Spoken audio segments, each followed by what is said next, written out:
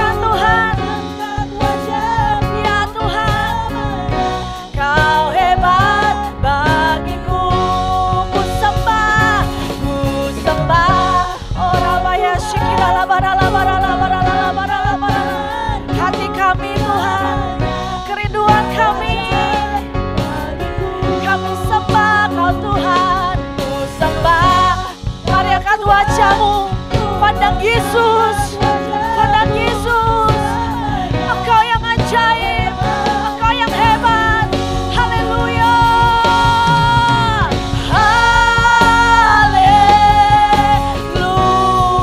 Mari senangkan Tuhan dengan pribadimu, senangkan Tuhan dengan penyembahanmu, senangkan Tuhan dengan pujianmu pagi hari ini.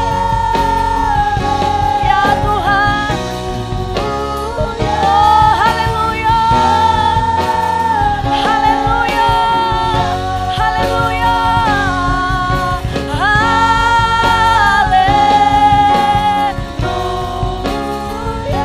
ya Tuhan.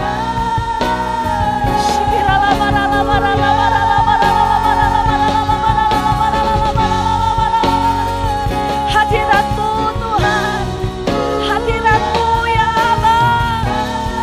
Mari kita sembah Tuhan, kita sembah Tuhan, kita sembah Tuhan. Oh lala bara lala bara lala bara lala bara lala bara lala bara lala bara lala. Syikirala bara lala bara lala bara lala bara lala. Mari angkat suaramu, angkat sembahmu pagi hari ini. Syarala bara lala bara lala bara lala bara lala bara lala bara lala. Syikirala bara lala bara lala bara lala bara lala bara. Haleluya, haleluya,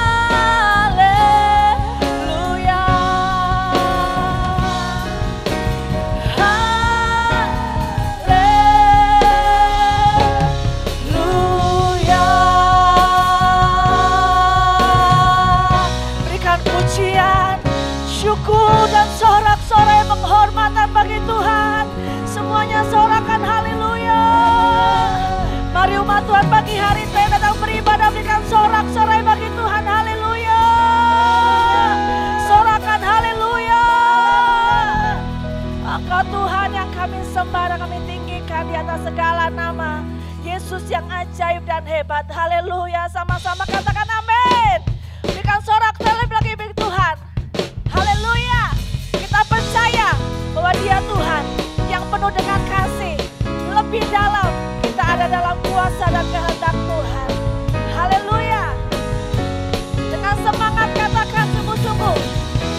Begitu besar kasih telah tercurah bagi dunia. Karyamu, kasih-Mu yang termulia,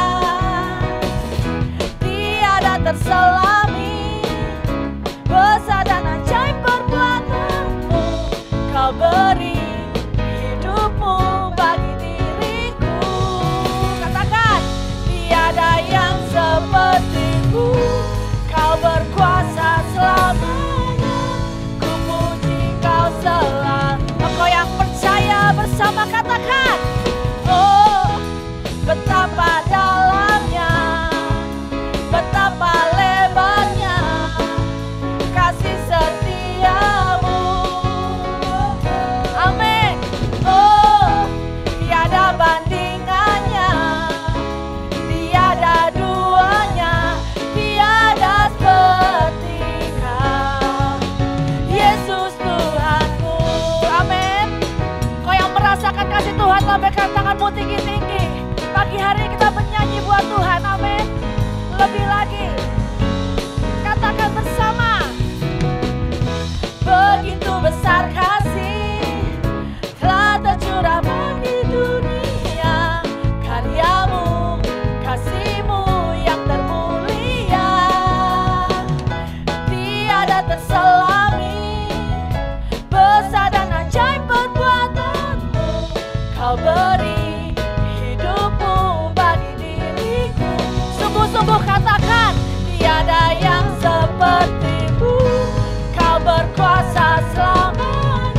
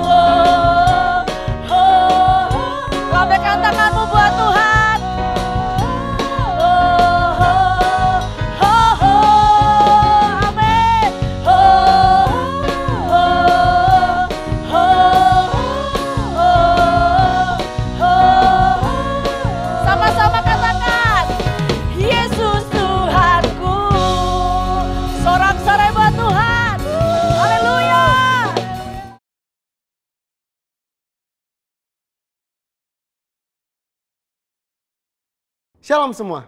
Pada Voice of Pentecost kali ini kita akan membahas mengenai apakah orang yang belum dibaptis Roh Kudus dapat dipakai oleh Tuhan. Bunda Teresa adalah seorang biarawati Katolik Roma yang menggoncang dunia karena pelayanannya terhadap kaum papa yang terpinggirkan karena penyakit kusta, AIDS, dan TBC. Bahkan dunia pun mengakui pelayanannya dengan menyematkan hadiah Nobel Perdamaian di tahun 1979. Martin Luther, seorang reformator gereja yang menggoncang keadaan gereja yang kelam pada masanya. Adapun Billy Graham, seorang penginjil dari Amerika Serikat yang saat mengadakan KKR dapat mengundang jutaan orang. Bahkan beliau dianggap sebagai salah satu pemimpin Kristen paling berpengaruh di abad ke-20 ini. Sejujurnya kita tidak benar-benar tahu dengan jelas apakah para raksasa iman di atas pernah mengalami baptisan Roh Kudus dengan tanda awal berbahasa roh. Sejarah pun tidak pernah mencatatnya. Maka timbullah pertanyaan, mengapa perlu seseorang dibaptis dengan Roh Kudus dengan tanda awal berbahasa roh? Jika seseorang yang belum pernah dibaptis Roh Kudus atau mungkin sudah pernah, tapi tidak secara nyata menunjukkannya seperti para tokoh tersebut, tetap dipakai Tuhan secara dahsyat. Pengakuan Iman GBI berkata bahwa baptisan Roh Kudus adalah karunia Tuhan untuk semua orang yang telah disucikan hatinya. Tanda awal baptisan Roh Kudus adalah berkata-kata dengan bahasa roh, sebagaimana diilhamkan oleh Roh Kudus. Teologi Pentakosta sangatlah menekankan tentang pengalaman dibaptis dengan Roh Kudus sebagai suatu hal yang terpisah dari karya keselamatan Kristus yang bertujuan untuk penyelesaian amanat agung. Kisah Para Rasul 1 ayat 8 mencatat, tetapi kamu akan menerima kuasa kalau Roh Kudus turun ke atas kamu. Dan kamu akan menjadi saksiku di Yerusalem dan di seluruh Yudea dan Samaria dan sampai ke ujung bumi. Kata kuasa di ayat tersebut berasal dari bahasa Yunani dunamis yang diterjemahkan juga sebagai dinamit, sesuatu yang memiliki daya ledak yang tinggi. Dengan kata lain, kuasa ini adalah kuasa yang sangat besar yang dimana dengan kuasa ini amanat agung Tuhan Yesus pasti terselesaikan.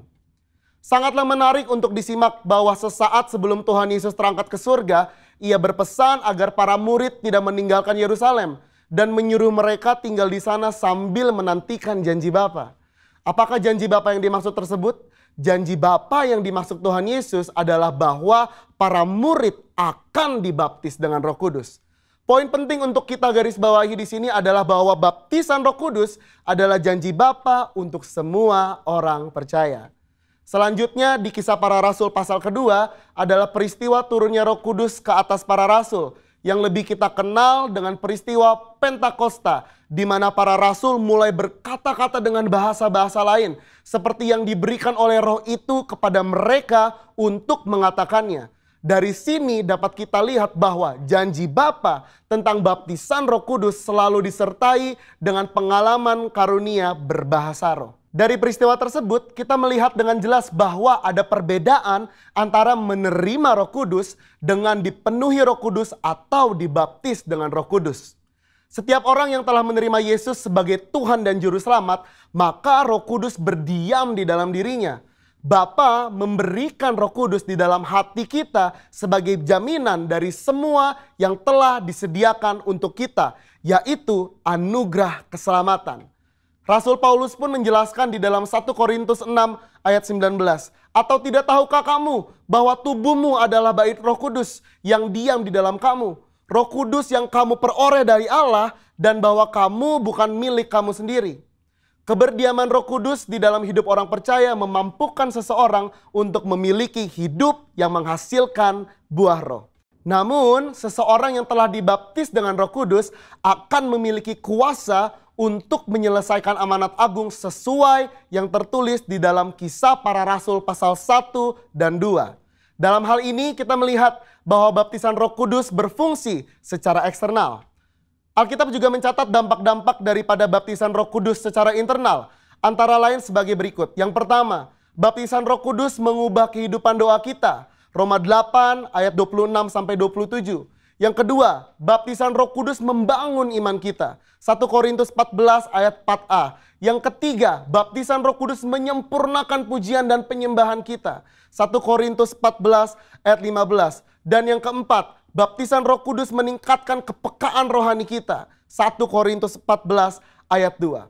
Robert P. Mencius, seorang hamba Tuhan dan juga seorang penulis, memaparkan di dalam salah satu bukunya yang berjudul Speaking in Tongues, bahwa tanda kedewasaan Kristen tidak diukur dengan sudah atau belum mengalami baptisan roh, melainkan diukur dari hidup yang menghasilkan buah roh. Di mana hal ini juga menjadi bagian dari proses pengudusan atau sanctification. Akan tetapi perlu dimengerti bahwa di satu sisi adalah mungkin bagi seseorang untuk mengalami kuasa Roh Kudus tanpa berbahasa roh. Namun hal ini bukanlah pengalaman Alkitab yang utuh sebagaimana tertulis di Kisah Para Rasul pasal 1 dan 2.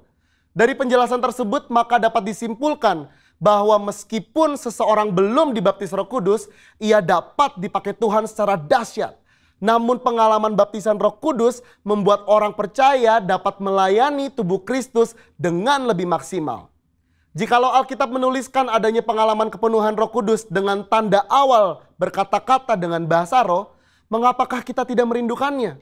Saudara, untuk penjelasan lebih lengkapnya dari tim teologi kami, jangan lupa buka link yang ada di atas atau scan QR Code yang tersedia. Salam integritas. Tuhan Yesus memberkati.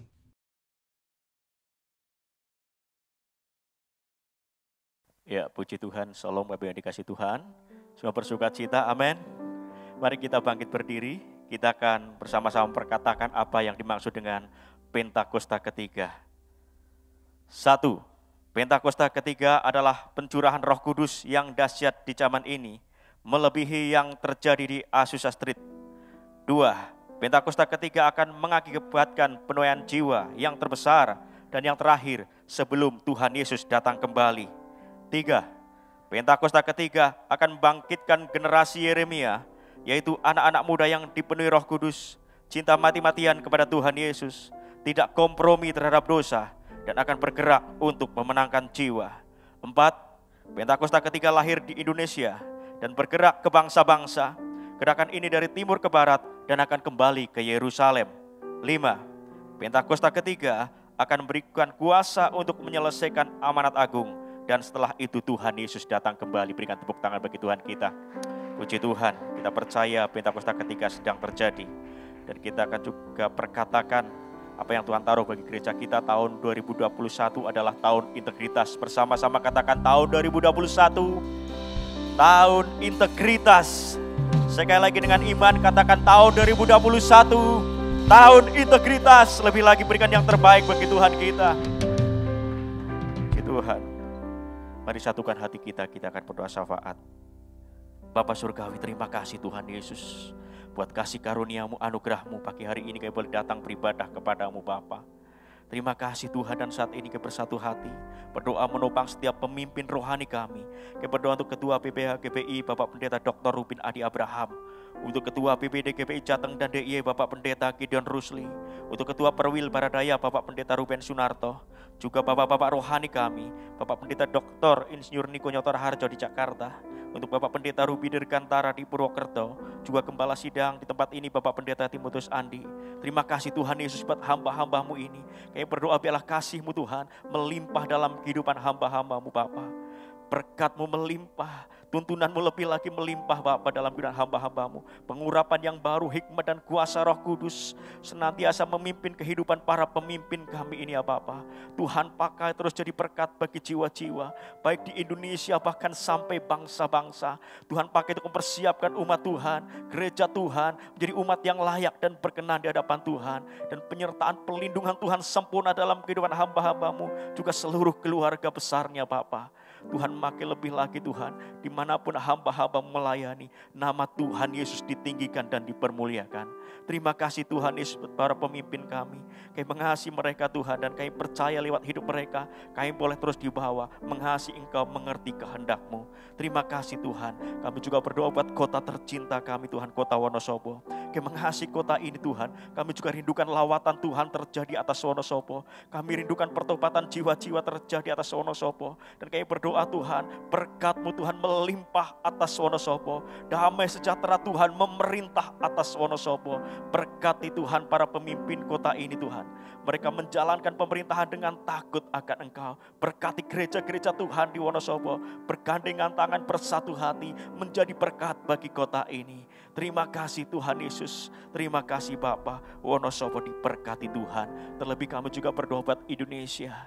Shalom Indonesia, damai sejahtera Tuhan atas Indonesia. Tuhan Yesus nyatakan kemuliaan-Mu lebih lagi atas Indonesia Bapa. Berkat-Mu dicurahkan atas Indonesia. Pertobatan jiwa-jiwa, penuhan jiwa besar-besaran terjadi atas Indonesia. Berkat-Mu Tuhan atas pemimpin bangsa ini, Presiden, Wakil Presiden, jajaran Kabinet TNI Polri, diberkati Tuhan. Roh takut akan Tuhan ada dalam hati mereka, kebijaksanaan dari Engkau ada dalam pikiran mereka. Pakai mereka untuk menjalankan pemerintahan Tuhan dengan benar dan bahwa Indonesia mengalami kemajuan demi kemajuan. Berkat-Mu Tuhan atas Indonesia, atas gereja-gereja Tuhan di Indonesia. Gereja Tuhan bangkit menjadi berkat bagi Indonesia. Terima kasih Tuhan Yesus. Dan kami percaya hari-hari ini di era Pentakosta yang ketiga, Roh Kudus juga akan dicurahkan dengan besar-besaran atas Indonesia. Tuhan akan bangkitkan generasi Yeremia, anak-anak muda yang cinta mati-matian akan Tuhan Yesus, yang sungguh-sungguh dipakai Tuhan jadi berkat bagi Indonesia bahkan bangsa-bangsa. Dan kami percaya Tuhan, lawatan Tuhan terjadi atas Indonesia. Bahkan ketika goncangan demi goncangan hari-hari ini terjadi atas bangsa kami tahu Tuhan ini waktunya bahwa Tuhan akan melawat Indonesia. Terima kasih Tuhan Yesus, terima kasih Bapa. Kami juga berdoa buat Yerusalem. Shalom Yerusalem, damai sejahtera Tuhan atas Yerusalem. Dan kami juga berdoa buat persembahan yang kami berikan. Tuhan kuduskan, sucikan persembahan kami Bapa. Kami berikan dengan sukacita karena kami orang-orang diberkati Tuhan. Di dalam nama Tuhan Yesus Kristus. Haleluya. Amin. Haleluya Yesus. Kasih Tuhan. Kasih Bapa. Kasih-Mu Tuhan. Kasih-Mu ya Tuhan. Yang Kau limpahkan bagiku. Lebih dari yang ku perlu.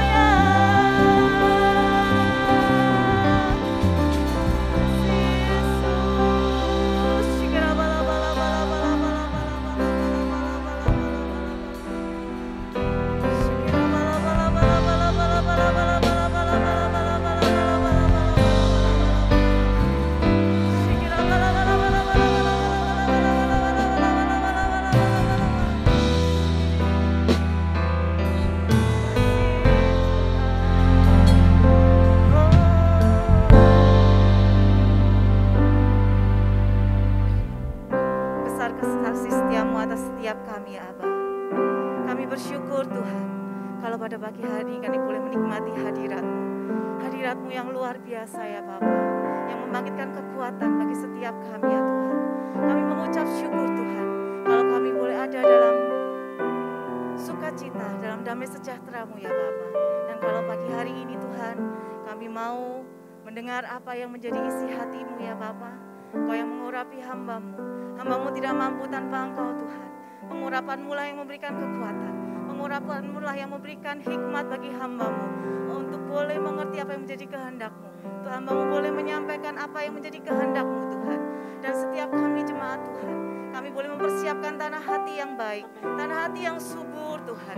Kami mau lembutkan hati kami, sehingga setiap benih firman yang tertabur tidak pernah kembali dengan sia-sia ya Bapa, tetapi membawa kehidupan kami semakin bertumbuh, semakin dewasa di dalam Tuhan. Dan kami boleh dipakai untuk melakukan kehendak Tuhan di zaman ini dengan perkenanan-Mu ya Bapa. Dan di tahun integritas ini, orang-orang pilihan Tuhan akan dipakai untuk menyelesaikan amanat agung. Terima kasih Bapa, kami serahkan waktu ini hanya ke dalam pimpinan tangan kasih Tuhan saja. Di dalam nama Tuhan Yesus, kami sudah berdoa dan bersyukur. Haleluya, amin. Ya, saya berserah. Shalom saudara. Saya percaya setiap kita boleh menikmati hadirat Tuhan yang luar biasa. Saya juga mau menyapa setiap jemaat Tuhan yang pada pagi hari ini juga masih beribadah secara online. Kita percaya setiap kita juga akan menerima berkat Tuhan yang luar biasa. Amin. Dan pagi hari ini saya rindu untuk men-sharingkan apa yang Tuhan taruh dalam kehidupan saya secara pribadi, tentang bagaimana kita ini boleh menjadi pribadi yang berkenan di tahun integritas ini. Karena tahun ini saudara, ketika Pak Niko mendapatkan tema bahwa tahun ini adalah tahun integritas. Artinya apa saudara?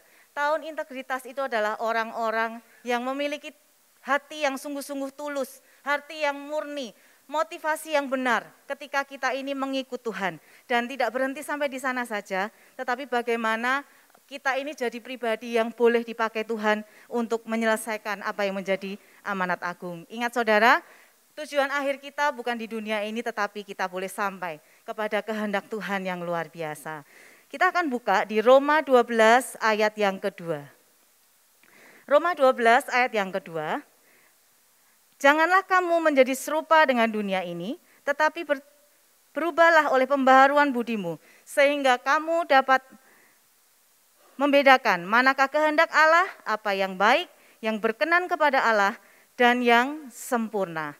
Jadi kita belajar untuk kita boleh menjadi pribadi yang berkenan di hadapan Tuhan. Kita ini tidak boleh serupa dengan dunia. Hidup kita harus meneladani kehidupan Kristus. Dan Tuhan sendiri yang akan memberikan hikmat, yang akan memberikan cara-cara untuk kita ini tidak hidup dengan pola pikir dunia. Kalau kita hidup dengan pola pikir dunia, kalau kita lihat hari-hari ini, di tengah pandemi yang sepertinya enggak ada akhirnya, kita akan mengalami satu kekhawatiran, kita akan mengalami satu ketakutan untuk kita ini bisa mengerjakan apa yang jadi bagian kita.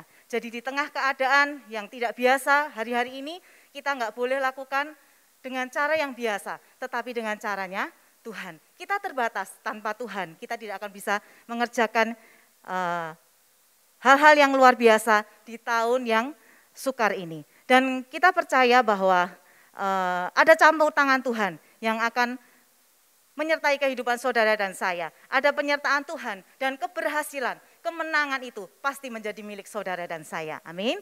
Dan kenapa kita harus menjadi pribadi yang berkenan? Di Mazmur 37 ayat 23 sampai 24 dikatakan bahwa Tuhan menetapkan langkah-langkah orang yang hidupnya berkenan kepadanya. Apabila ia jatuh tidaklah sampai tergeletak, tetapi sebab Tuhan menopang tangannya. Katakan amin saudara. Jadi Tuhan sendiri yang akan menetapkan langkah-langkah orang yang hidupnya berkenan kepada Dia. Bisa jatuh enggak? Bisa, tetapi kita tidak akan sampai tergeletak. Kita tidak akan sampai terhilang. Dan jangan menyerah saudara, ketika Tuhan yang menetapkan langkah-langkah kehidupan kita. siapa lawan kita. Amin. Jadi perkara yang ajaib, perkara yang luar biasa, yang di luar pikiran kita akan ada dalam kehidupan saudara dan saya. Dalam segala bidang, enggak cuman yang berdiri di mimbar, tetapi ketika kita menjadi saksi di luar sana, ketika kita melakukan pekerjaan kita, baik itu sebagai pebisnis maupun kita yang ada dalam studi, ketika kita dalam kehidupan sehari-hari, berumah tangga, semuanya kita bisa kerjakan dengan cara-cara yang tidak biasa. Karena setiap orang pasti punya rencana, pasti punya impian, pasti punya target, baik dalam pekerjaan atau apapun yang kita kerjakan. Dan kita pasti mau, kita pasti rindu. Hari ini harus jadi hari yang lebih baik daripada hari kemarin. Dan hari esok harus jadi hari yang lebih luar biasa lagi daripada hari ini. Dan bersama dengan Tuhan itu bukan perkara yang mustahil. Karena itu ayo jadi pribadi yang berkenan di hadapan Tuhan. Supaya sungguh-sungguh ketetapan Tuhan, langkah-langkah kita diatur oleh Tuhan. Dan kita nggak serong ke kanan, nggak serong ke kiri, kita tetap satu tujuan fokus untuk kita menyelesaikan amanat agung. Dan kita sampai kepada tujuan ilahi. Dan kita akan belajar lebih lagi saudara. Ketika kita menjadi pribadi berkenan, apa bagian kita? Ketika Tuhan sudah lakukan porsinya, memberikan hikmat, memberikan perlindungan, memberikan pengurapan, memberikan penyertaan, ada bagian yang Tuhan kerjakan. Tetapi juga ada bagian yang saudara dan saya harus lakukan. Sebagai pribadi yang berkualitas, sebagai pribadi yang berkenan di hadapan Tuhan, kita akan belajar. Yang pertama, bagaimana kita menjadi pribadi yang berkenan di hadapan Tuhan di tahun integritas ini? Kita harus jadi pribadi yang taat dan setia. Kita akan buka di Titus 2 ayat 9 sampai 10. Hamba-hamba hendaklah taat kepada tuannya dalam segala hal dan berkenan kepada mereka. Saya boleh minta tolong dibacakan ya, Mr. Fu.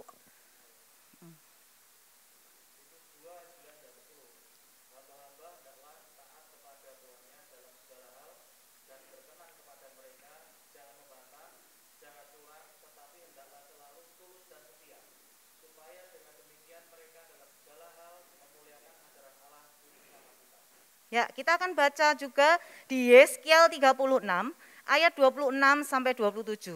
Hari ini kita akan banyak membaca firman ya saudara, supaya kita boleh menerima kekuatan yang baru. Kamu akan kuberikan hati yang baru dan roh yang baru di dalam batinmu, dan aku akan menjauhkan dari tubuhmu hati yang keras, dan kuberikan kepadamu hati yang taat. Rohku akan kuberikan diam di dalam batinmu, dan aku akan membuat kamu hidup menurut segala ketetapanku dan tetap berpegang pada peraturan-peraturanku dan melakukannya. Menurut Kamus Besar Bahasa Indonesia, kata taat itu artinya apa saudara? Tunduk, patuh, no excuse, nggak ada alasan. Jadi ketika kita mendengarkan perintah, kita dengar dan kita lakukan. Kata setia itu berarti juga tidak lepas dari kata taat. Kita akan bisa setia ketika kita itu taat, berpegang teguh, enggak mudah goyah, tidak mudah menyerah.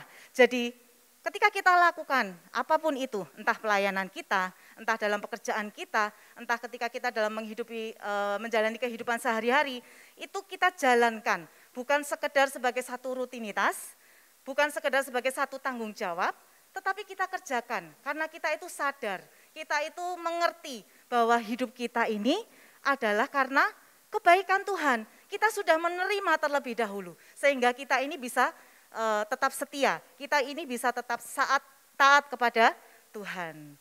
Mari saudara, kita tetap taat dan setia dalam segala perkara, dalam segala hal.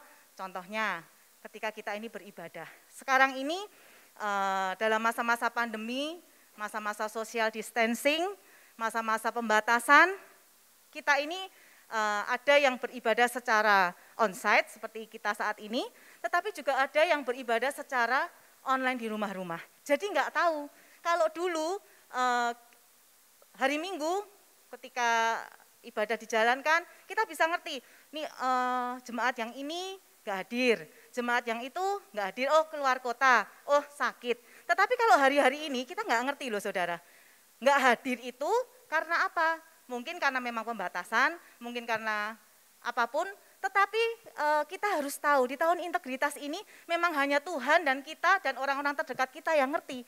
Apakah kita sungguh-sungguh masih tetap beribadah kepada Tuhan, ataukah kita melewatkan karena tidak ada yang lihat, nggak ada yang tahu, Pak Gembala nggak lihat, Pak Gembala nggak tahu kita sedang ibadah atau enggak gitu loh. Jadi kita tetap belajar untuk kita ini tetap taat dan setia dalam hal beribadah. Dalam hal memuji Tuhan, memang kondisinya sedang tidak baik saudara. Ini adalah masa-masa yang sukar, masa-masa yang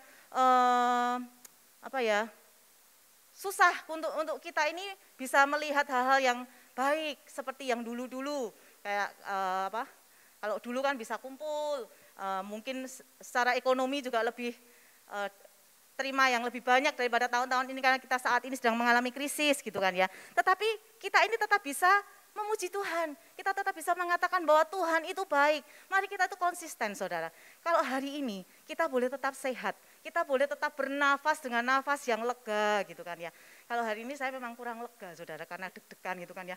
Nggak tahu nih maskernya kok tebel banget hari ini gitu kan. Jadi kita boleh menghirup udara, kita lepaskan dengan lega. Itu tuh sesuatu yang luar biasa. Saudara nggak bisa beli itu loh. Punya duit berapapun, kalau kena COVID itu nafas saja susah banget saudara. Jadi kalau kita bangun, nafasnya lega, kita bisa bergerak, tangan kaki bisa dipakai bergerak, itu luar biasa. Jadi begitu banyak perkara, begitu banyak hal yang membuat kita ini tetap bisa memuji Tuhan. Dan tetap konsisten, tetap setia, tetap taat ketika Tuhan perintahkan kita untuk tetap menabur. Mari kita belajar tetap menabur di masa yang sukar. Tuhan itu nggak pernah lihat nominal saudara. Tuhan itu nggak pernah melihat besar kecilnya apa yang kita tabur. Tetapi bagaimana ketika kita punya sikap hati, ketika aku sudah diberkati Tuhan, dengan setiap takaran yang berbeda-beda, antara saudara dan saya dan setiap kita di tempat ini, kita memberi yang terbaik, kita tahu waktunya, kita tahu saatnya, dan kepada siapa kita bisa tabur.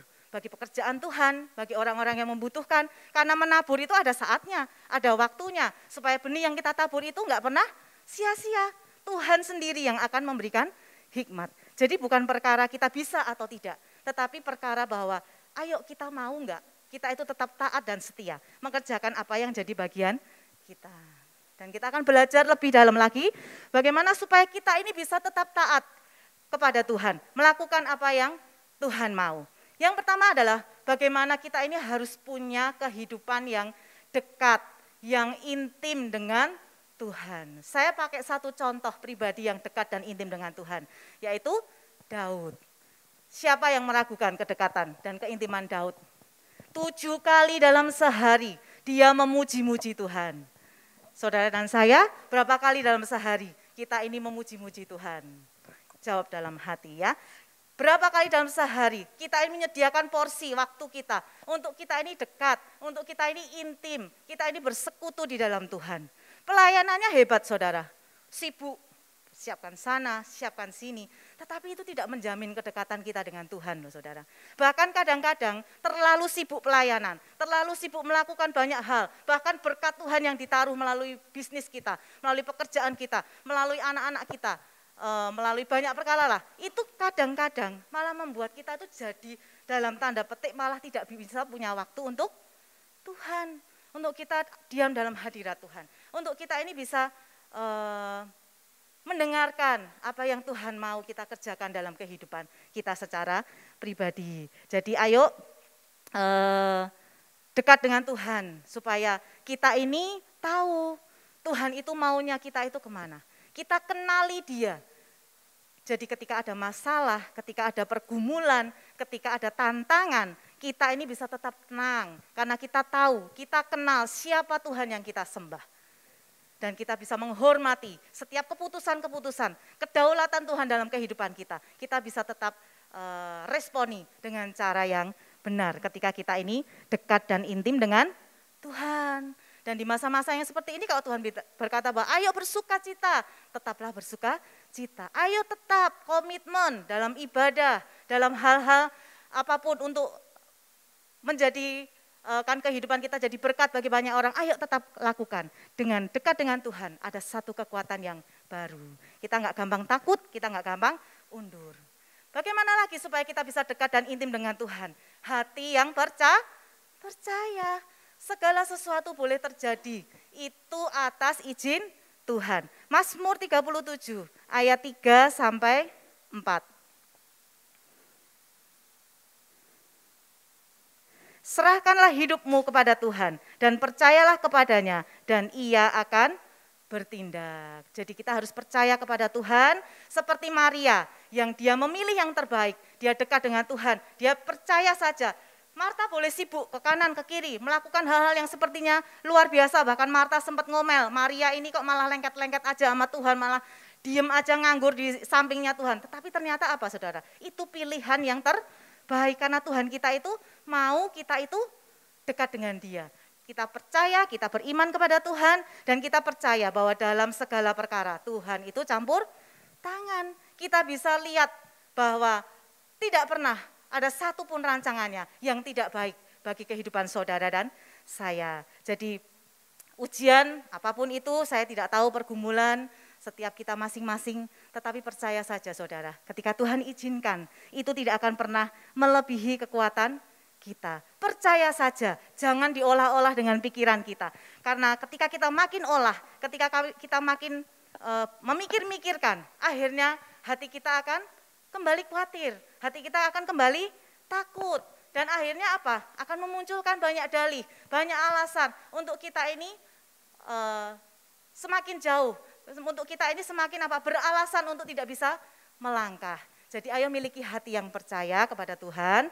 Tuhan sanggup pakai saudara dan saya untuk kita ini menjadi pribadi yang berkenan di hadapan Tuhan di tahun integritas ini. Dan untuk kita ini bisa taat kepada Tuhan, tidak lain tidak bukan kita harus memiliki kerendahan hati. 1 Petrus 5 ayat yang kelima. Demikian jugalah kamu, hei orang-orang muda, tunduklah kepada orang-orang yang tua. Dan kamu semua, rendahkanlah dirimu seorang terhadap yang lain. Sebab Allah menentang orang yang congkak, tetapi mengasihani orang yang rendah hati. Sadar saudara, saudara dan saya ini hanya seorang hamba yang hidupnya sudah dibayar lunas, enggak pakai utang saudara, dengan harga yang sangat mahal. Bahkan emas dan perak pun tidak bisa tebus saudara dan saya. Jadi kita akan belajar tidak menganggap, tidak memandang diri kita itu lebih daripada orang lain. Sehingga ketika kita mendengarkan perintah, ketika kita mendengarkan tuntunan Tuhan, kita ini bisa tetap taat. Dalam bergereja di tempat ini, kita juga belajar saudara, memang setiap tempat, setiap bahkan rumah tangga yang terkecil aja, itu semuanya ada aturan saudara. Tetapi kita itu harus belajar bahwa aturan itu harus ditaati, bukan untuk dilanggar. Dalam rumah tangga, mungkin masing-masing rumah tangga ada aturan-aturan. Kalau masuk harus cuci tangan, harus cuci kaki sekarang. Kalau mau tidur seperti ini. Di gereja juga ada aturannya saudara. Jadi untuk melayani perlu seperti ini, seperti itu. Sebagai gembala kul harus mengikuti apa yang diberikan oleh otoritas di atas kita. Bagian kita adalah taat. Kalau kita tahu aturan itu membuat kehidupan kita lebih baik, mari kita belajar untuk taat. Nggak usah diolah-olah. Wis aneh loh, mosok meh melayani aja, harus doa dulu. Loh iya saudara, mau pakai kekuatan siapa kita nggak doa dulu. Kalau pakai kekuatan kita nggak bakal akan bisa tahan sampai garis akhir. Tetapi ketika kita berdoa, ketika kita terima pengurapan yang baru, itu yang akan membuat kita ini bisa sampai kepada garis akhir. Jadi kalau gereja ini menetapkan, ayo orang yang melayani Tuhan harus berdoa. Bahkan kemarin kan yang bulan ini kalau nggak salah ya Pak Gem, itu kan kalau kita mau persiapan ibadah, kita harus doa dulu di tempat ini. Tadinya kan yang prokes tetap di luar. Karena kan kalau ada yang datang gitu kan disemprot dulu sesuai protokol. Tetapi Pak Gem bilang nanti kalau doa semuanya masuk, pintu tutup dulu. Nanti jemaat yang datang biar tunggu di depan. Kalau didengar gitu ya, kalau orang dengernya salah, lah masa suruh tunggu di depan? Emangnya ngapain gitu kan? Itu kan rasanya nggak enak. Loh bener. Karena apa? Melayani Tuhan itu bukan dengan kekuatan kita loh saudara. Kita tuh melayani siapa? Kita harus sadar. Kita itu hamba, kita melayani raja di atas segala raja. Kita butuh pengurapan, kita butuh sungguh-sungguh Roh Kudus yang berasal daripada Tuhan. Jadi segala sesuatu responi dengan cara yang benar dulu. Kalau kita dekat dengan Tuhan, kita pasti tahu mana yang benar, mana yang salah, dan mana yang harus kita ikuti. Dan kita percaya saja dengan pengurapan Tuhan, aturan di gereja kita ini sudah diberkati oleh Tuhan. Dan kita percaya dengan otoritas kita. Apa yang diputuskan ketika itu tidak melenceng dengan firman Tuhan, dan saya percaya di tempat ini otoritas di atas kita tidak melenceng dari firman Tuhan. Katakan amin. Jadi ditetapkan, kita ikuti aturan. Apa sih susahnya mengikuti aturan? Ketika kita lakukan dengan hati hamba, kita tanggalkan ego kita tanggalkan pengalaman kita tanggalkan kebenaran diri sendiri. Pasti kita itu akan bisa taat, saudara. Amin. Jadi kita tuh nggak gampang lagi tersinggung, ketika kita itu nggak gampang lagi baper, ketika seolah-olah dalam tanda petik pelayanan kita ini kok sepertinya nggak dihargai ya. Aku tuh sudah lakukan A, sudah lakukan B, bahkan aku yang memulai, tetapi aku kok diperlakukan dengan tidak baik. Jadi kita tuh akan belajar untuk tetap percayalah, pokoknya Tuhan itu akan pakai kehidupan saudara. Ketika kita itu miliki kerendahan hati. Kalau kita pertahankan ego, kita nggak kasih tempat Tuhan untuk dia berdaulat dan berkarya dalam kehidupan saudara dan saya. Dan kita akan belajar untuk kita bisa taat dan kita itu bisa setia. Lukas 10 ayat yang ke-27. Kita akan bisa setia, saudara, ketika kita itu mengasihi Tuhan Allahmu dengan segenap hatimu, dengan segenap jiwamu, dengan segenap akal budimu. Dan enggak cuma itu, saudara, ada lagi katakan bahwa kita itu juga harus mengasihi sesamamu manusia seperti dirimu sendiri. Siapa yang tidak mengasihi dirinya sendiri, angkat tangan. Semua pasti mengasihi dirinya sendiri, dan Tuhan itu perintahkan loh, saudara, untuk kita ini bisa mengasihi sesama kita, apapun itu bentuknya. Oh, kalau bentuknya sih cakep-cakep, ganteng-ganteng, cantik-cantik gitu kan ya. Apapun karakternya, apapun sifatnya, Tuhan itu hanya kasih perintah apa? Kasihi sesamamu seperti dirimu sendiri, enggak dikasih kriteria, saudara. Jadi untuk kita bisa tetap setia, tidak lain tidak bukan dasarnya harus kasih. Kasih itu yang akan memberikan kita kemampuan untuk kita ini bisa tetap melayani Tuhan. Kita ini bisa taat kepada pemimpin kita. Kita ini bisa tetap mengasihi Tuhan. Dan kasih ini yang akan membuat kita ini bisa berkomitmen, menetapkan fokus, menetapkan langkah untuk kita ini tetap harus melayani Tuhan apapun bidangnya. Saudara jangan anggap ya, ketika kita berbicara tentang melayani Tuhan itu mesti harus usher, terus mesti harus jadi petugas di gereja. Enggak, saudara. Saat ini mungkin kita sedang diajar, sedang dipersiapkan lebih lagi karena untuk melayani Tuhan bukan serta-merta, bukan instan, bukan perkara yang sederhana, tetapi dipersiapkan terlebih dahulu. Di luar dalam kehidupan kita, ketika kita setiap hari diperlengkapi dengan firman Tuhan, kita bawa firman itu dalam kehidupan kita. Kita lakukan dan kita impartasikan di luar sana. Dan dasarnya apa, saudara? Kasih. Dengan kasih kita peduli, oh banyak orang di luar sana yang sudah lama undur. Oh banyak orang di luar sana, enggak usah jauh-jauh. Papahku, kakekku, atau siapa, saudaraku yang belum kenal Tuhan. Bagian kita, saudara, apa? Sampaikan. Hanya Yesus satu-satunya. Selebihnya bukan bagian kita. Tuhan yang akan mengerjakannya. Roh Kudus sendiri yang akan berbicara bagi kehidupan setiap mereka. Dan kita akan belajar dari seorang pribadi. Saya pakai satu tokoh yang kemarin Tuhan bukakan ketika saya mengikuti seminar homiletika yang diadakan oleh pusat. Itu tentang pribadi Musa. Musa ini pribadi yang luar biasa, saudara. Kalau berbicara tentang sabar, Musa ini sabarnya luar biasa. Ketika berbicara tentang taat, taatnya juga luar biasa. Tuhan itu pakai dengan segala kesederhanaannya. Dia juga merasa nggak mampu loh, saudara. Mimpin itu nggak cuma mimpin berapa puluh orang loh, tetapi memimpin begitu banyak orang untuk keluar dari Mesir menuju tanah perjanjian. Tetapi kalau kita perhatikan ya, saudara ya, di Ulangan 34 ayat keempat, itu Tuhan berfirman seperti ini. Inilah negeri yang kujanjikan dengan sumpah kepada Abraham, Ishak dan Yakub, demikian kepada keturunanmu lah akan kuberikan negeri ini. Terus kita garis bawahi, aku mengizinkan engkau melihatnya dengan matamu sendiri, tetapi engkau tidak akan menyeberang ke sana. Enggak boleh masuk saudara. Kemudian di bilangan 20 dikatakan apa sih sebabnya? Bilangan 20 ayat yang ke-12.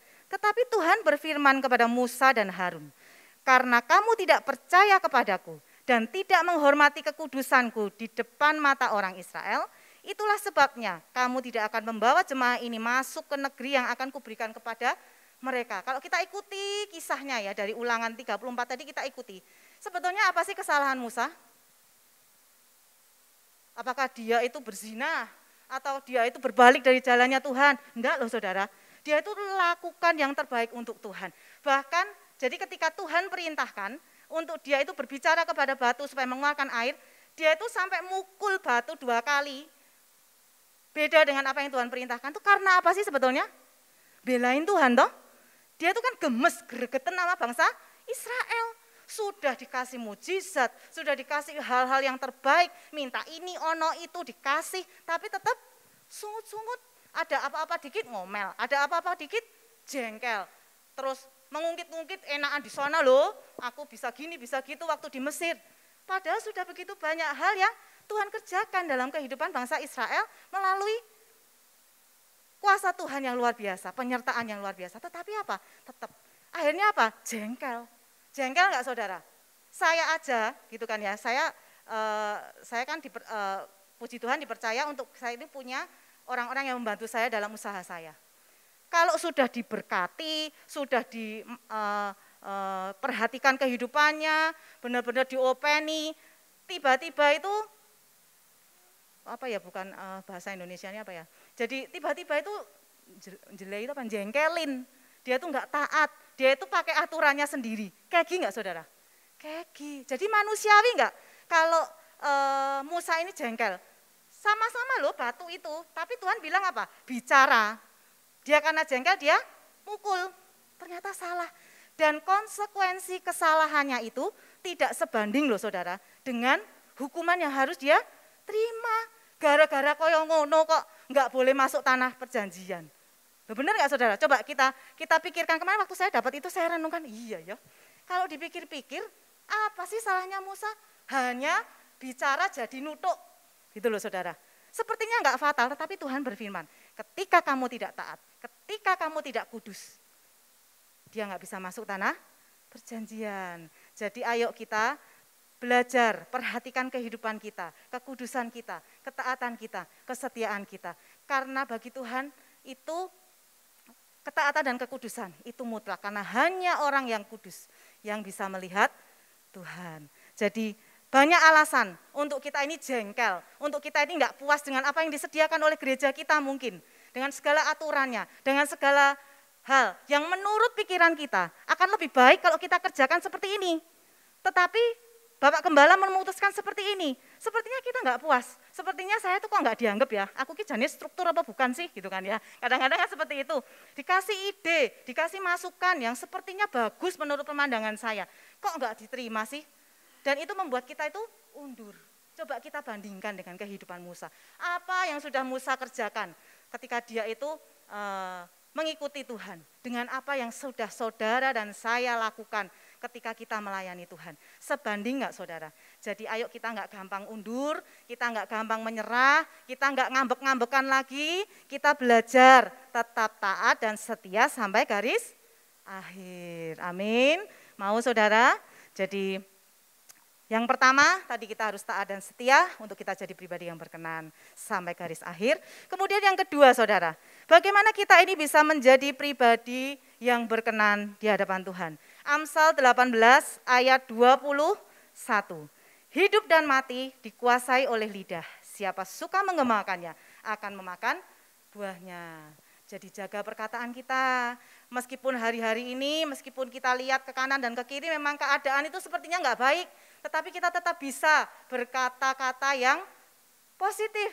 Kita kuduskan mulut kita, bahkan kita minta malaikat itu jaga-jaga di pintu gerbang mulut kita. Karena kadang mulut kita ini gampang mengucapkan hal yang negatif. Ingat loh, mulut kita ini penuh dengan kuasa. Kalau kita ini memperkatakan yang negatif, bisa aja hal itu akan terjadi dalam kehidupan saudara dan saya. Untuk kita ini bisa jaga perkataan kita, kita harus jaga apa? Jaga hati. Di Lukas 6 ayat 45 kita akan baca. orang yang baik mengeluarkan barang yang baik dari perbendaharaan hatinya yang baik, dan orang yang jahat mengeluarkan barang yang jahat dari perbendaharaannya yang jahat. Karena yang diucapkan mulutnya itu meluap dari hati. Karena itu ayo jaga hati kita dengan segala kewaspadaan. Karena dari sanalah saudara akan terpancar kehidupan. Kita itu harus jadi saluran yang bersih kalau kita itu mau dipakai Tuhan untuk menyelesaikan amanat agung. Jadi kita belajar isi hidup kita ini dengan firman. Jadi ketika sesuatu terjadi, hal yang tidak baik terjadi, firman Tuhan itu yang keluar. Firman Tuhan itu yang kita ucapkan. Jadi pakai mulut kita ini untuk memperkatakan hal-hal yang kudus. Jadi hati-hati, kalau hari-hari ini mungkin kita nggak banyak bertemu dengan orang. Social distancing, hati-hati juga dengan jari kita ketika kita unggah sesuatu di sosmed kita. Biarlah apa yang kita unggah itu menjadi sesuatu yang memberkati. Banyak orang yang hari-hari ini kan sosmed itu sekarang status terus kadang sampai titik, banyak yang unggah, banyak yang jualan, banyak yang upload ayat-ayat Alkitab, nggak apa-apa. Selama itu membangun, terus humor-humor yang lucu-lucu. Saya tuh suka kadang-kadang lihat gitu kan, ada jemaat di tempat ini juga, anggota kul saya itu kalau unggah sesuatu di statusnya tuh lucu-lucu, memberkati, nggak apa-apa. Tetapi kita harus juga belajar gitu loh. Kadang-kadang kalau orang itu terlalu bawa perasaan, dikit-dikit bertengkar dengan suami atau nggak cocok dengan suami, pasang di sosmed. Oh, gitu kan. Sungguh menyedihkan gitu kan ya. Siapa dapat mengerti hati seorang istri, waduh, unggah di sosmed seperti itu.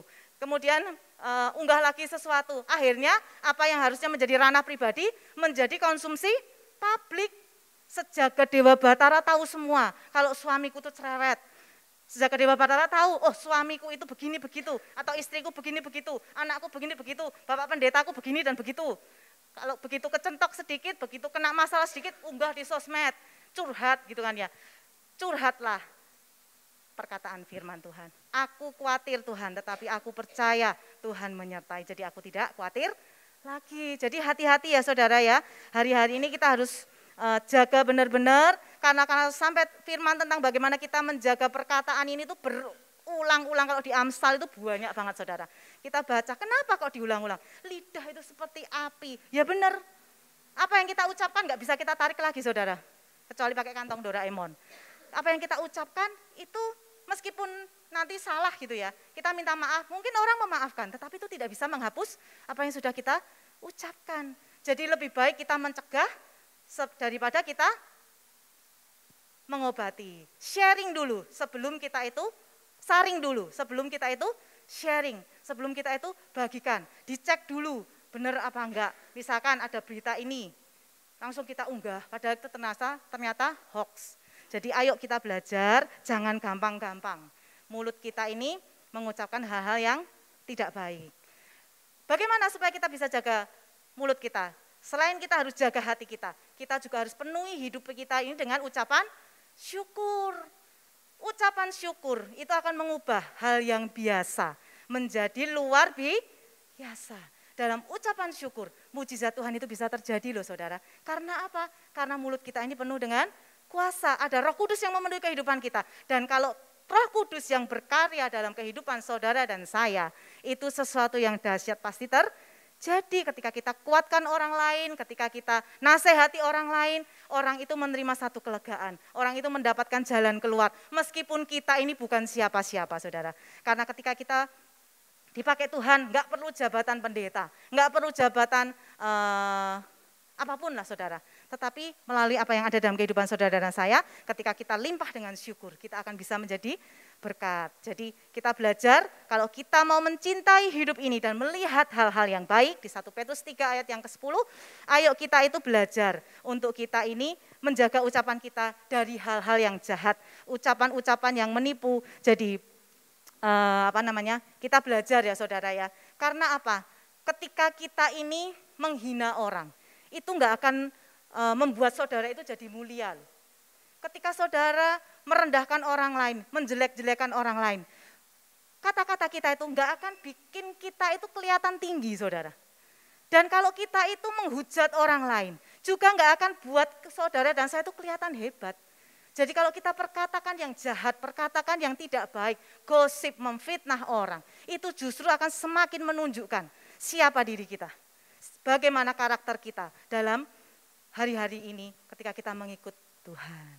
Jadi pelayanan itu enggak sekedar di mimbar ataupun ditugaskan dalam jadwal, tetapi bagaimana kita menjaga ucapan kita di hadapan Tuhan dan di hadapan sesama kita. Jadi tugas kita adalah kita itu harus saling membangun dalam perkataan kita. Orang itu harus dikuatkan dengan perkataan kita.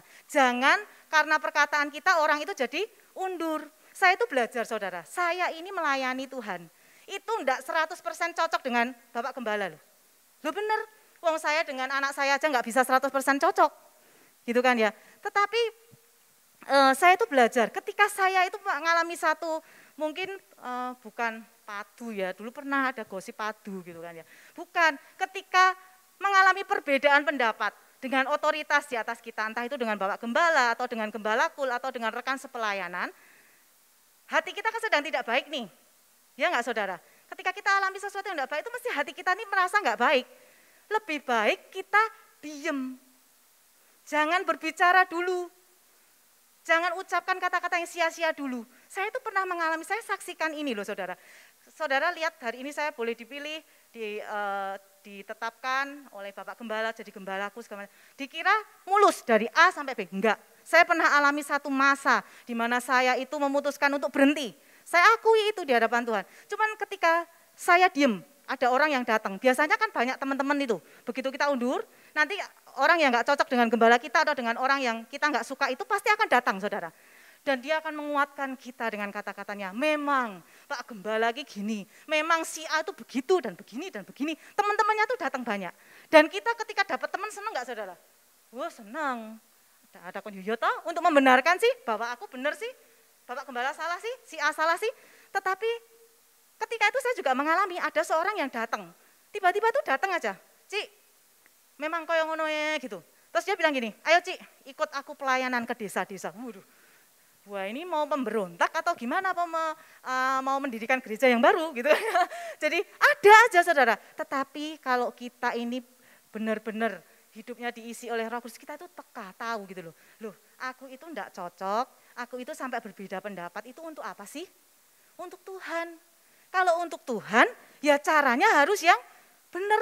Kalau aku belum bisa benar, belum bisa kembali ke jalur, diem dulu. Jangan ngomong. Kalau perkataan kita itu sampai membuat orang undur, sampai orang yang tadinya semangat jadi tidak semangat, yang tadinya mau melayani, mau berkorban jadi tidak mau, karena oh yo bener yo ya ngapain, itu kita sudah berdosa di hadapan Tuhan loh saudara. Amin. Jadi kita hati-hati, jaga hidup kita itu benar-benar, mulut kita itu penuh dengan kuasa, bisa kuasa menjatuhkan yang dari iblis dan bisa kuasa yang membangkitkan yang berasal dari Roh Kudus. Jadi kita harus tetap waspada. Amin. Yang terakhir saudara, bagaimana kita menjadi pribadi yang berkenan di hadapan Tuhan? Kita akan jadi pribadi yang berkenan di hadapan Tuhan ketika kita ini melakukan kehendak Bapa. 1 Petrus 4 ayat yang kedua. Supaya waktu yang sisa, jangan kamu pergunakan menurut keinginan manusia, tetapi menurut kehendak Allah. Jadi bukan kehendakku, tetapi kehendak Allah. Apa kehendak Tuhan dalam kehidupan saudara dan saya? Kita ini menjadi saksi. Kisah 1 ayat 8 itu dikatakan apa? Tuhan akan berikan kuasa. Supaya apa? Supaya Roh Kudus itu turun dalam kehidupan saudara dan saya. Dan kita ini bisa jadi saksi. Dari lingkungan terdekat kita, sampai kita ini bisa keluar. Jadi Roh Kudus yang sudah Tuhan berikan dalam kehidupan kita, itu akan memberikan kuasa. Jangan sia-siakan apa yang sudah Tuhan anugerahkan dalam kehidupan kita. Untuk kita ini bisa lakukan pekerjaan Tuhan, jangan lagi dikuasai oleh ego kita, jangan lagi dikuasai oleh pikiran-pikiran kita, tetapi kita tahu, oh kehendak Tuhan, aku harus jadi saksi. Jangan sampai saudara, apa yang kita kerjakan hari-hari ini akan jadi sia-sia ketika kita ini enggak melakukan kehendak Bapa. Sehebat apapun, sia-sia saudara. Kalau tidak melakukan kehendak Bapa, hidup kita ini jadi saksi, hidup kita ini jadi teladan. Dan kalau kita mau jadi saksi, memang prosesnya itu enggak gampang. Bukan perkara yang mudah. Ada pemuritan kalau mau jadi gembala kul. Ini kemarin juga Pak Andi, Bu Andi juga share, VB Ilin. Ini bagus banget. Waktu itu juga pernah sesi yang pertama saya diajak gitu kan ya. Tapi karena pagi, siang Saya bilang nggak bisa Bu Andi, saya itu nggak suka gini loh saudara. Sudah bilang ya, tapi nanti nggak melakukan.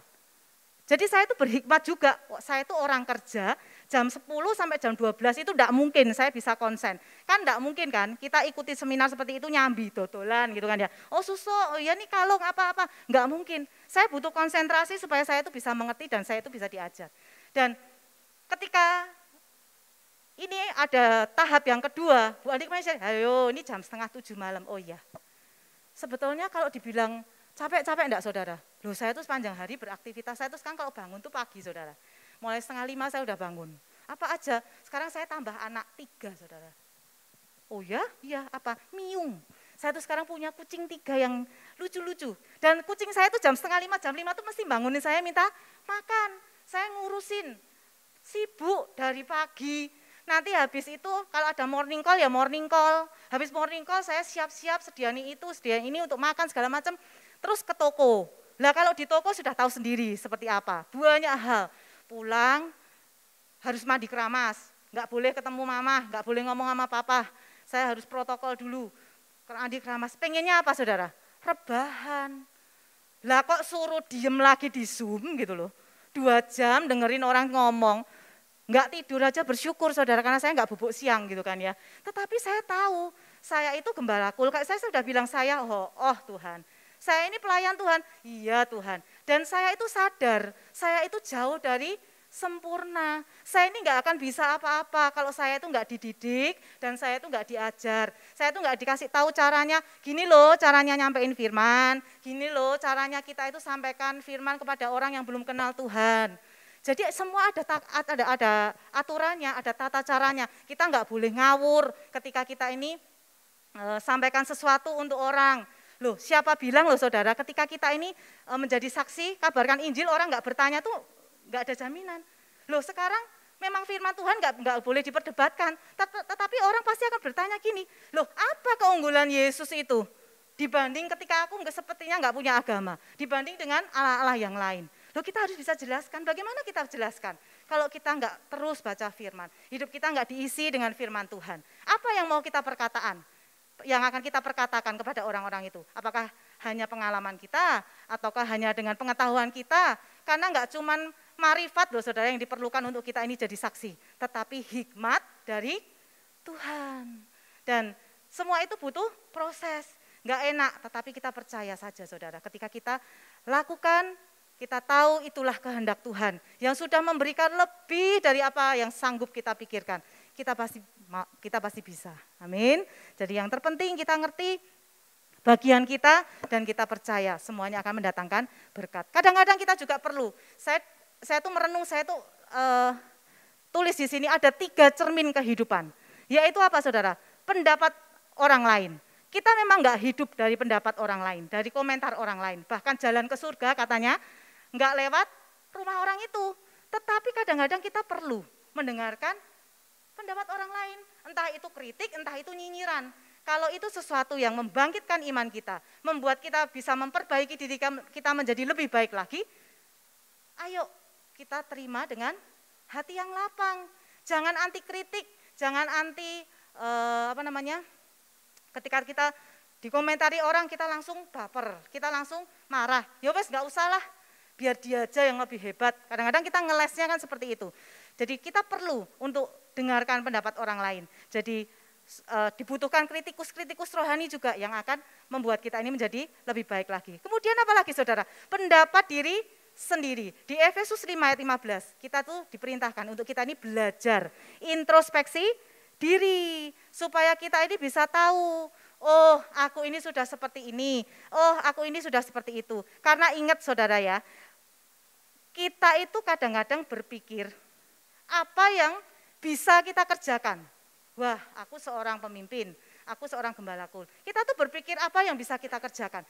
Tetapi ingat loh saudara, untuk jadi saksi Tuhan, kita itu harus juga bisa menempatkan sebagai mereka. Mereka itu akan melihat apa yang sudah saudara kerjakan. Contoh, saya itu gembala kul. Terus saya kan motivasi nih anggota kul saya. Ayo kul, ayo tetap semangat, ayo melayani Tuhan, ayo morning call, ayo ikut doa, segala macam. Tetapi saya sendiri sebagai gembala kul, morning call, hehehe Pak Andi, lupa Pak Andi, ngantuk aduh Pak Andi gitu ya. Jadi banyak alasan untuk kita ini tidak melakukan terlebih dahulu.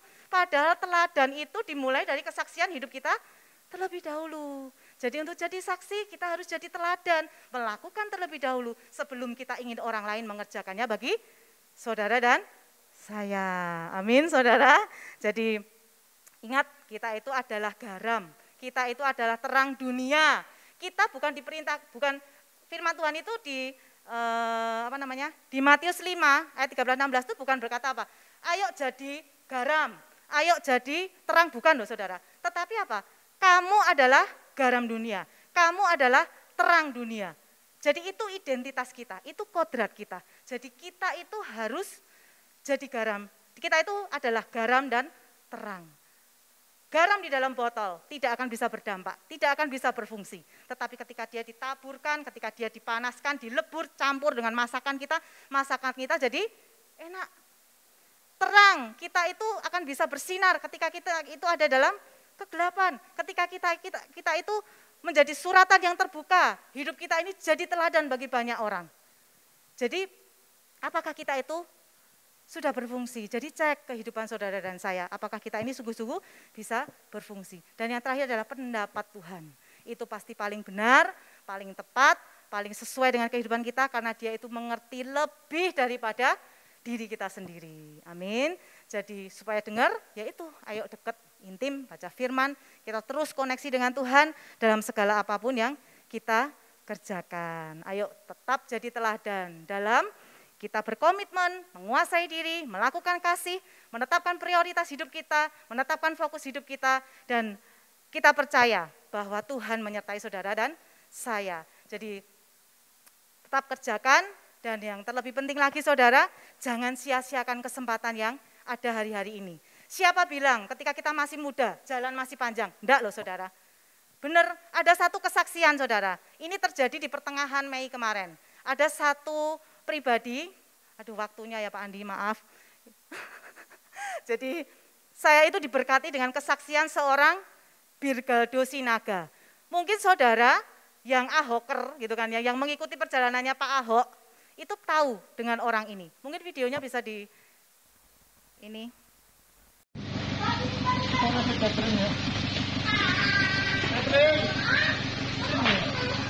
Jangan dekat.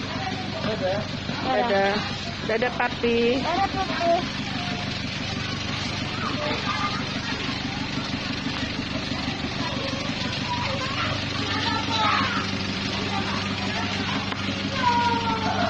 Dia banyak keluar, mungkin baru lemah tubuh, akhirnya dia terpapar COVID. Ketika pamit masuk rumah sakit, seperti itu saudara. Tetapi 2-3 hari kemudian, tanggal 15 Mei kemarin, dia dipanggil Tuhan. Apa yang sudah dia kerjakan banyak. Bahkan ketika kemarin dia meninggal, dia kan punya istri dan 1 anak. Memang kehidupannya tidak yang berkecukupan, yang berlebihan. Tetapi dia tetap lakukan bagiannya. Akhirnya apa saudara? Dampaknya tuh luar biasa. Dia itu aktivis yang waktu gereja Tuhan di Samarinda dibom, ada 1 anak kena sampai gitu. Dia itu ikutin, temenin, jadi berkat, waktu dioperasi dikuatkan segala macam. Dan segala perkara lah sudah dia kerjakan. Akhirnya ketika dia dipanggil Tuhan, sumbangannya seorang aktivis juga ya, bukan ya, pokoknya Denny Sregar itulah, dia itu seorang pegiat medsos juga, itu sampai kumpulkan dana terkumpul 1,5 M lebih, dan ketika ditutup itu masih ada lagi. Terus ada lagi seorang di Bali, dia juga aktivis juga namanya Niluh Jelantik, saya itu ikutin gitu, orang-orang yang jadi berkat bagi banyak orang, itu juga kumpulkan, terkumpul lagi 1 miliar lebih, untuk ketika kita taburkan sesuatu yang berdampak jadi berkat bagi banyak orang. Jangan khawatir saudara, apa yang tidak bisa Tuhan kerjakan dalam kehidupan saudara dan saya. Amin. Bahkan lebih loh, sekarang ember-ember itu diterima, rekeningnya itu penuh karena hidupnya sudah jadi berkat.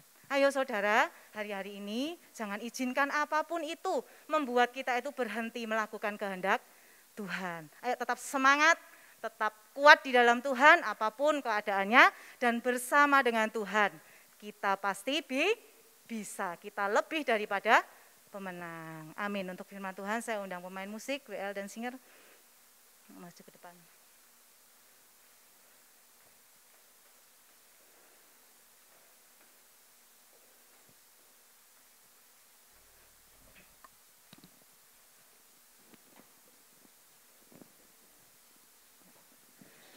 Kasih Tuhan. Mari saudara kita bangkit berdiri. Kita renungkan firman Tuhan yang kita dapat pada pagi hari ini. Bagaimana kita ini bisa menjadi pribadi yang berkenan di hadapan Tuhan di tahun integritas ini. Di tahun di mana hanya orang yang bersih tangannya dan murni hatinya yang akan sampai kepada tujuan ilahi yang sudah Tuhan tetapkan. Jadi pribadi yang taat dan setia, saudara. Mari kita jaga perkataan kita menjadi berkat bagi banyak orang. Kita lakukan kehendak Tuhan. Kita menjadi saksi Tuhan yang luar biasa. Saksi Tuhan yang diurapi, yang hidupnya kudus. Sehingga boleh menjadi saluran yang bersih, saluran yang benar, yang memberkati banyak orang di luar sana. Kita tetap setia, kita tetap lakukan porsi kita yang terbaik. Selebihnya, apa yang tidak dapat kita kerjakan, Tuhan yang mengerjakannya dalam kehidupan setiap kita.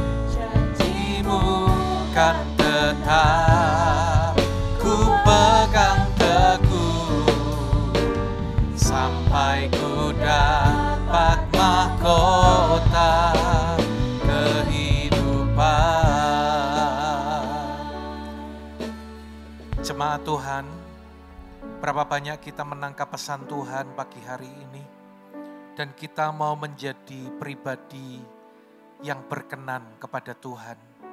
Mari saya mengajak kita untuk mengangkat tangan kita di hadapan Tuhan. Katakan, Tuhan, aku mau menjadi pribadi yang taat dan setia kepadamu. Saudara, biarlah hari ini boleh menjadi momentum untuk kita memulai langkah yang baru. Tidak perlu lagi melihat ke belakang. Biarlah apa yang ada di belakang itu boleh menjadi bahan untuk kita mengevaluasi diri kita. Yang terpenting adalah bagaimana saat ini keputusan kita dan langkah kita ke depan. Yang mau berkata, Tuhan, aku mau taat dan setia. Katakan dengan segenap hatimu kepada Tuhan. Akui kalau selama ini mungkin kita belum setia. Kita belum taat sungguh-sungguh kepada Tuhan. Kita seringkali mengikuti keinginan kita daripada kehendak Tuhan. Dan yang kedua, katakan, Tuhan, aku mau menjaga perkataanku, Tuhan. Karena Tuhan telah memberikan kepadaku lidah seorang murid, supaya aku boleh membangun dan menjadi berkat bagi orang lain. Dan yang ketiga, katakan, Tuhan, aku mau mengikuti kehendak-Mu, Tuhan. Bukan keinginanku, tapi kehendak Tuhan. Meskipun seringkali berbeda dengan kesenanganku, dengan keinginanku. Bapa, Engkau melihat umat-Mu saat ini membuka kedua tangan mereka. Bapa, Engkau yang menolong setiap kami, agar kami boleh menjadi pribadi yang berkenan, Tuhan. Kami tidak bisa tanpa Tuhan, tapi Roh Kudus memberikan kekuatan. Biarlah pagi ini firman yang tertabur jatuh di tanah yang subur, bertumbuh, berbuah lebat bagi kemuliaan Tuhan. Dalam nama Tuhan Yesus, kami membuka hati dan mengangkat tangan kami terima berkat-Mu pagi hari ini.